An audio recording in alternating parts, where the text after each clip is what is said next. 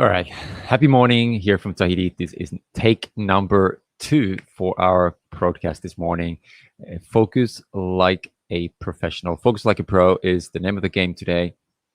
Coming to you live directly here from my sanctuary here in French Polynesia, Tahiti. Hopefully you guys are doing great and have a fantastic Thursday morning, afternoon, or evening, whenever you are tuning in from. So please do let me know, where are you tuning in from? This is a take 2. So the first take was a failure. So let's try again and see if LinkedIn is live. Looks like we are good. Looks like we are good on Facebook and YouTube this time as well. So let's put the show on the road. Like I said in the previous trial, that focus is something that is a disappearing act. A lot of people are living distracted lives. We do not really know how to deal with our attention, how to deal with our attention abilities, if you will. So today I wanted to walk you through some of my best tips, ideas, strategies, and insights, really, of how to claim back your focus. I think that's really, really key, especially in this day and age when we are coming back from the lockdown. So where the things are opening up, there's going to be lots of opportunities, lots of available options for each and every one of us. So how do we stay sane and just choose the right avenues to take? And those, like I said, those opportunities are going to be everywhere. So if you just open your eyes a little bit, you're able to see them. And then after that, sometimes we just kind of have to put those blinders on and just focus and do the work, and then kind of go back and forth with blinders open and blinders closed, if you will. So with that being said, what I want to do right now is I want to jump into a little quick presentation here, and let's give you a couple slides. So I'm going to share my screen here, and let's see how this works this time. I think we'll be just very, very good. So I'm going to share my whole screen. Hopefully you guys get to see this, and I'm going to do a really quick presentation for you guys. I'll see there's a few people on LinkedIn, a few people on Facebook. So leave me a little comment. Where are you tuning in from? How's your day going and flowing by? And if some questions comes about, if you have any ideas of focus or attention abilities, I would love to know, and I'll answer those questions after this little blast. So let's put the show on the road. Take back control of your mind.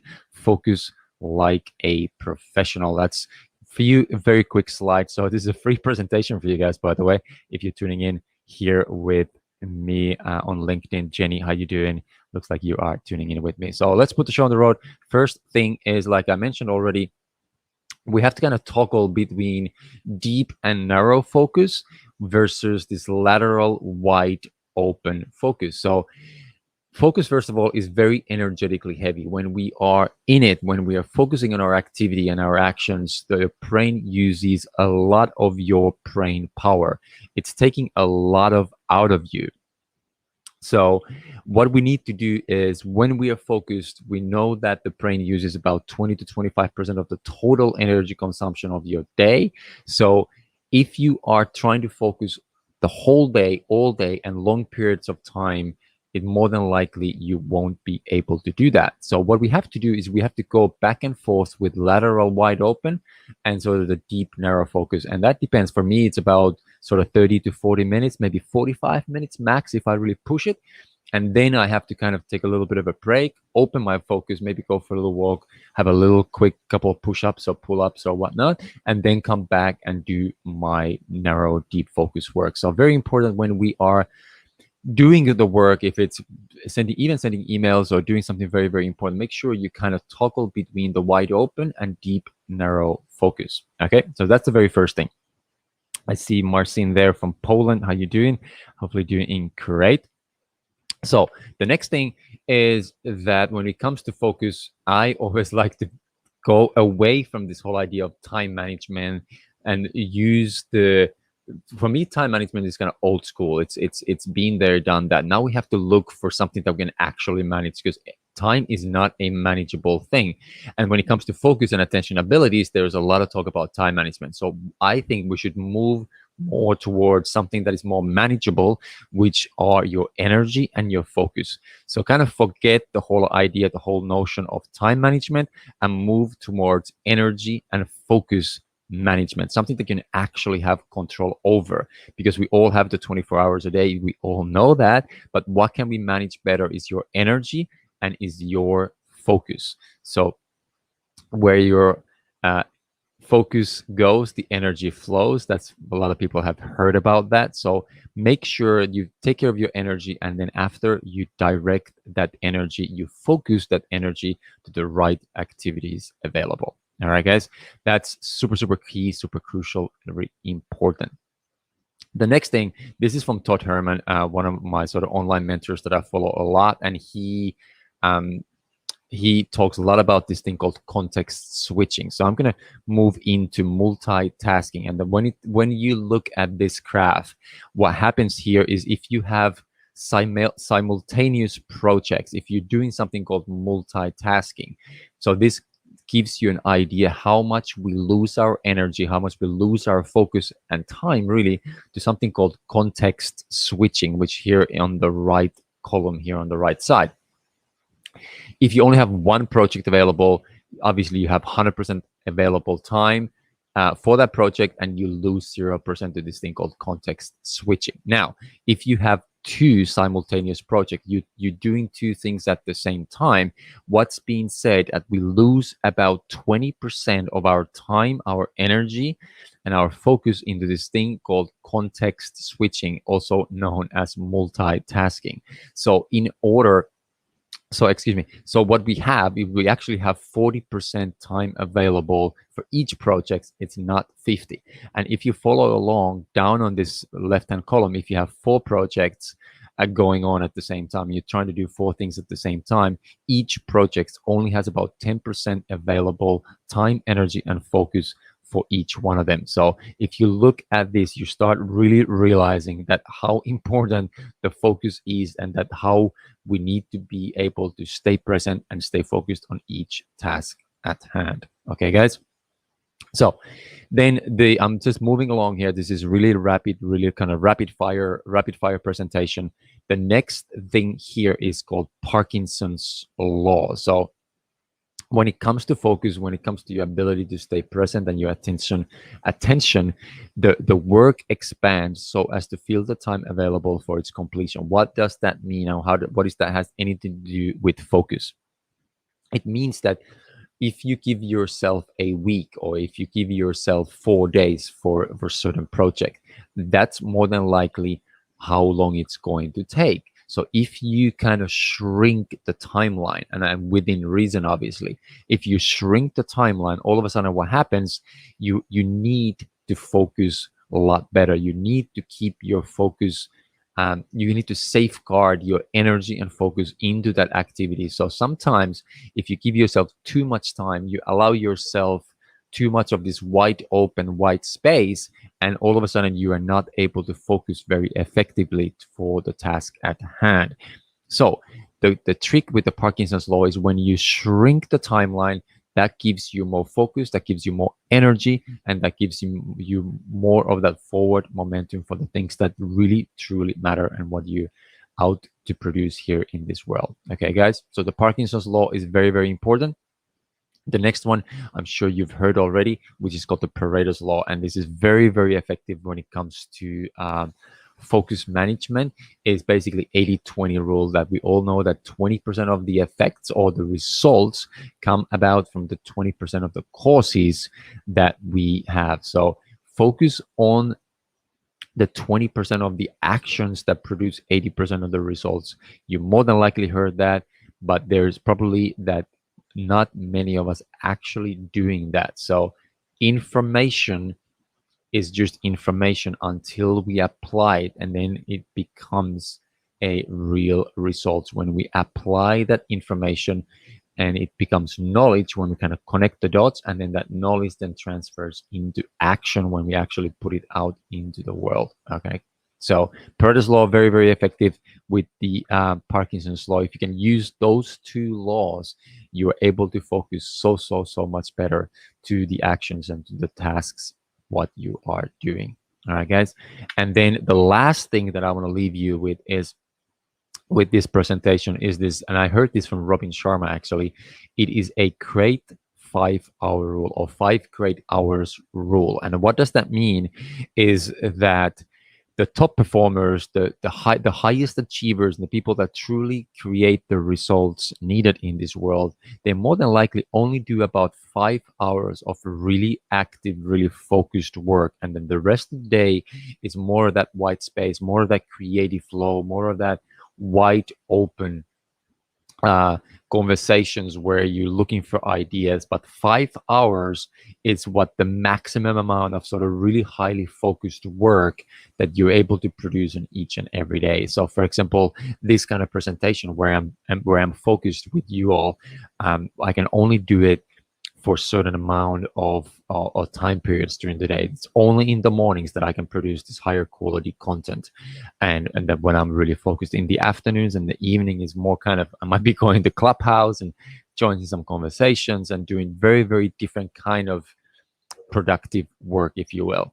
Okay, guys. So for me, the production is in the morning, and the creation or creativity is more in the afternoon. So those are kind of few ideas, few tips, few tools that I wanted to leave you with today in this quick presentation about focus. So if there's some ideas, and there's just my little details how to get contact with me as well if you want to dive deeper into these ideas, but I'm going to leave them into the comments as well. And I'm going to stop that sharing, and hopefully let's go back into the main room.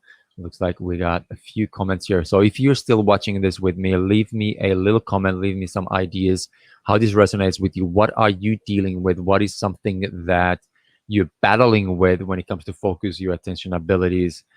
Jenny says, thank you. That's awesome. Also, just a really quick announcement. We're also going to, if you are hanging out on Clubhouse, I know it's can be very distracting and very time consuming platform, but today at 3 p.m. PST, we're going to do our high performance mastery room that we're going to talk about 3 principles for high performance. So if that's interesting for you, please do join us on Clubhouse. Look for a club called High Performance Mastery, or just look for my name in the Clubhouse. I'm going to drop the link down here below as well. If that's an interest of you, you can come and hang out with us on Clubhouse. Doing this club with Ella Staniak, another high performance coach from Sydney. So this very interesting combination there, a little female energy mixed in with my masculine energy. So that's it, guys. That's it for today. That is for this little quick presentation. Hopefully that offered a high value for you. Okay, so let's just have this quick question from me. How do you keep on track during the day? That's a very good question, Jenny. How do you keep on track with your tasks at hand? We have these to-do lists. Yeah, you can use all 5 for sure. But whatever works for you, like obviously a lot of people are using these to-do lists. And what I would always recommend, and is a very common example, is to hit the biggest priority actions in the morning. I always try to do them before 11 a.m. Whatever those highest priority needle moving actions are, leave the rest alone, and just almost like put a big dash under the 3 priorities, and only allow yourself to work on those 3 high priority needle moving actions in the morning, and then forget the rest. Okay, and then move on from there. And whenever you lose your attention, whenever you lose your focus, it's good to have these sort of reminders, some kind of triggers that allows you to come back into the present moment and work on the task at hand. And one of the main ideas is to have breaks, like I said, 30 to 45, maybe 50 minutes, absolute max. Have a break, go outside, drink water, do some movement. Movement is absolute key idea of how to come back on track. So get off your chair, do some exercise, stretch, do some breathing exercises, and whatever works for you to get back on track. All right, guys. Yeah, so Jenny's still asking. That's perfect. I love this conversation here live. Do you write your tasks out, set an alarm? What are your triggers? I do not set alarm. I do write my tasks out for sure. And what are my triggers? So my trigger is literally my to-do list. Like at the moment, it sits on next to me over here on the desk. And sometimes what I actually do when I'm working on the task, I just flip my to-do list around, or I'll just put it onto a chair somewhere else. And whenever, if I ever slip out, then I go back onto my task list and I was like, okay, remind myself, what is it that I'm here to do? What is my task at hand right now? And obviously you want to, get rid of all the distractions. You only have one tab open. Um, Disengage or disconnect all the notifications. I have no notifications on my phone at all. iPad only notifies me for one or two things, and that's it. Phone, obviously, airplane mode, all these basic things that you need to minimize the distractions as much as possible, as much as possible. So those are kind of quote unquote anti-triggers, if you will. And then whenever, so there's an internal trigger. If I see that I'm kind of drifting away, then I know that, okay, get up, get out of the chair. As soon as I get out of the chairs, I'm moving something, I'm moving myself. That's a trigger for me to kind of come back and recenter myself and to be able to stay on task at hand. Okay, guys, that's it. That was 16, 17 minutes. Love it. Great. Thanks so much. Awesome, Jenny. I hope to see you this afternoon on our Clubhouse room as well. I love this little conversation going back and forth here. And yeah, guys, so that's interesting. If that's really interesting, if you want to deepen your focus abilities or attention, if something is bothering you or something that you just still out of these are just ideas. If you need help in implementation, because implementation where it's at, this is just words coming out of my mouth. You're watching me on the screen, and it's just great ideas, but those ideas and insights, they need to go in action as much as possible. So if you need help with that, if you need some support, please do let me know. My DMs are always open, and I would love to have a conversation with you and see if there's any shape or form that I can offer some support for you. So with that being said, thank you for watching. Thanks for tuning in from LinkedIn, from my Lifestyle Mastery Mind Facebook group, and YouTube if somebody's over there hanging out as well. Thank you so much. And I'll see you next Thursday, 9 a.m. for another live blast. Thank you so much. Have a beautiful day. Ciao.